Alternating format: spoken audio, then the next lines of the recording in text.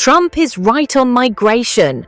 John Kerry says Biden allowed siege on border. Former US Secretary of State John Kerry has told the BBC his fellow Democrats allowed the US-Mexico border to be under siege during Joe Biden's presidency. In sometimes sharp words, Kerry, who was the Democratic presidential nominee in 2004 and a US senator from Massachusetts, said he told Biden the party had missed on the issue of immigration for years, allowing Republicans like Donald Trump to gain political advantage. The comments, made during an interview with BBC special correspondent James Naughtie, underscore an ongoing debate within the Democratic Party over whether their pro-immigration policies cost them in recent elections, and how they should handle Trump's recent nationwide attempts to detain and deport undocumented migrants.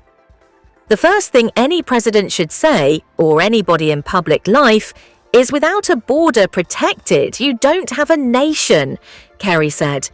I wish President Biden had been heard more often saying, I'm going to enforce the law. Such words have been a familiar refrain for Trump during his time in national politics and were included in the 2024 Republican Party policy platform.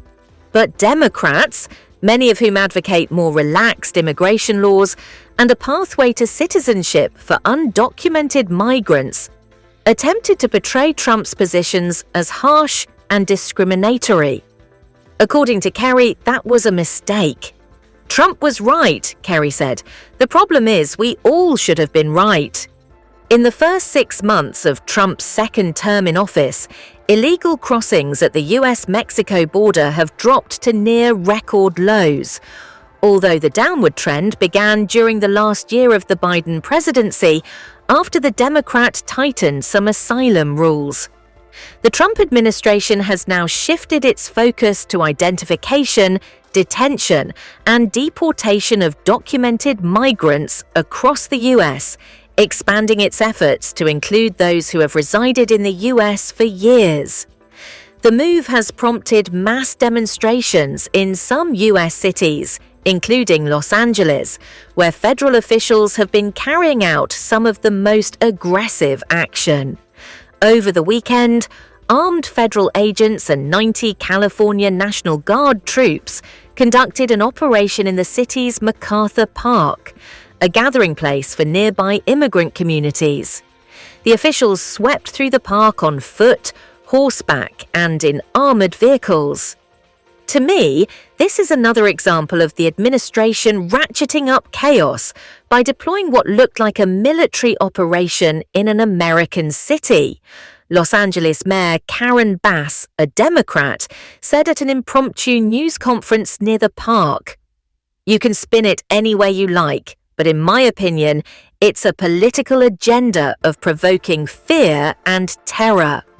On Tuesday, Los Angeles and 7 other California cities joined a lawsuit against the Trump administration, alleging that the federal immigration enforcement actions are unlawful.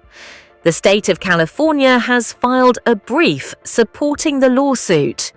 Rob Bonta, the California Attorney General, issued a statement denouncing what he said was a cruel and familiar pattern of attacks on our immigrant communities by an administration that thrives on fear and division. The denunciations and the legal battles echo the tactics Democrats relied on during Trump's first presidential term, when the Republican policy of separating migrant families that crossed the US-Mexico border generated widespread national outrage. Such concerns faded, however, and by 2024, stringent immigration enforcement once again became a top Republican talking point.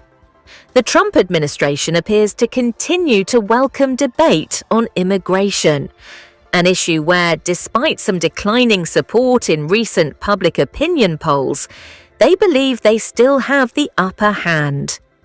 When asked on Wednesday about a push by Democrats in Congress for legislation prohibiting immigration enforcement officers from concealing their identities, Trump said the opposition party had lost its way. "This is the problem with the Democrats," he said. "They have a lot of bad things going on in their heads. They've lost their confidence and become somewhat deranged." Democrats are used to derisive criticism from Trump, of course, but some, including party elders like Kerry, are becoming increasingly vocal in arguing that they've given Trump an opening to land his political punches.